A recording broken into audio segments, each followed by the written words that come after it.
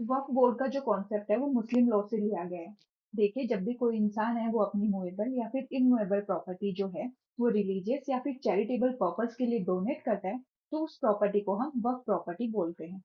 ये जो डोनेशन होती है ये परमानेंट नेचर की होती है। मतलब कि एक बार आप अपनी प्रॉपर्टी अगर गॉड के नाम पे सरेंडर कर देते हैं, उसके बाद में कोई भी रास्ता नहीं है उसको वापस लेने का। ये परमानेंट नेचर की हो सकती है। एक बार आपने गॉड को दे दी तो वो परमानेंटली गॉड के लिए ट्रांसफर हो गई है।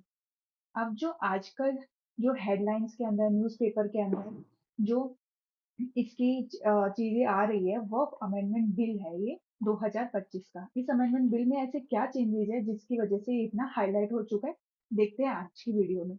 सबसे पहला जो मेजर चेंज इसके अंदर लेकर आया गया है वो ये है, जो इस्लाम प्रैक्टिस है 5 साल तक, 5 साल के अगर आदमी 5 साल तक इस्लाम प्रैक्टिस कर रहा है, सिर्फ वही जो है वो क्या कर सकता है, अपनी प्रॉपर्टी वक्फ बोर्ड को क्या कर सकता है, ट्रांसफर कर सकता है। ये इसके अंदर चेंज सबसे पहला और मेजर है कि 5 साल से अगर आप इस्लाम प्रैक्टिस कर रहे हैं तभी आप अपनी प्रॉपर्टी वक्फ बोर्ड को डोनेट कर सकते हैं।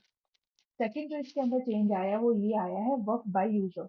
वक्फ बाय यूजर का मतलब ये है कि पहले प्रिज्यूम कर लिया जाता था कि ये प्रॉपर्टी वक्फ बोर्ड की प्रॉपर्टी है, पर अब ये ऑफिशियल डिक्लेरेशन होना जरूरी है, कि ये जो प्रॉपर्टी है ये वक्फ बोर्ड की है।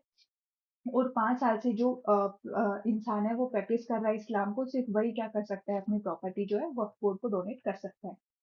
उसके बाद में देखिए, थर्ड पॉइंट ये था कि जो ऑफिशियल रिपोर्ट के अंदर जो भी प्रॉपर्टी होती है वो ही सिर्फ वक्फ बोर्ड की प्रॉपर्टीज मानी जाएगी, और इसका जो वेरिफिकेशन जो है वो डिस्ट्रिक्ट कलेक्टर को दे दिया गया है कि डिस्ट्रिक्ट कलेक्टर है वो वेरीफाई करेगा कि ये जो वक्फ की प्रॉपर्टी है ये ऑफिशियल रिकॉर्ड के अंदर है या नहीं है। देखिए, पहले होता था इसके अंदर सर्वे कमीशन। वो सर्वे कमीशन बताता था, अगर उसके डिस्प्यूट जो होते थे वो 1 साल के अंदर आप चैलेंज कर सकते थे, और ये जो डिस्प्यूट जो थे वो वक्फ ट्रिब्यूनल के पास जाते थे।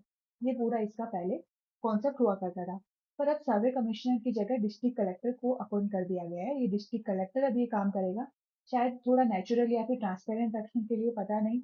इसके जो भी डिस्प्यूट्स हैं वो वक्फ ट्रिब्यूनल्स को जाएंगे। पहले जो ये चीजें होती थी, जो भी वक्फ ट्रिब्यूनल्स के जो भी डिसीजन होते थे वो परमानेंट होते थे, वो कहीं भी चैलेंज नहीं किए जा सकते। पर अब नए जो अमेंडमेंट बिल है इसके अंदर इसकी जो टाइमलाइन है वो फिक्स कर दी गई है, जो कि है 90 डेज। अब 90 डेज के अंदर आप जो है वो हाई कोर्ट के अंदर इसकी क्या कर सकते हैं, इसको चैलेंज कर सकते हैं कि इस वाले अमेंडमेंट बिल से लेकर आया गया है।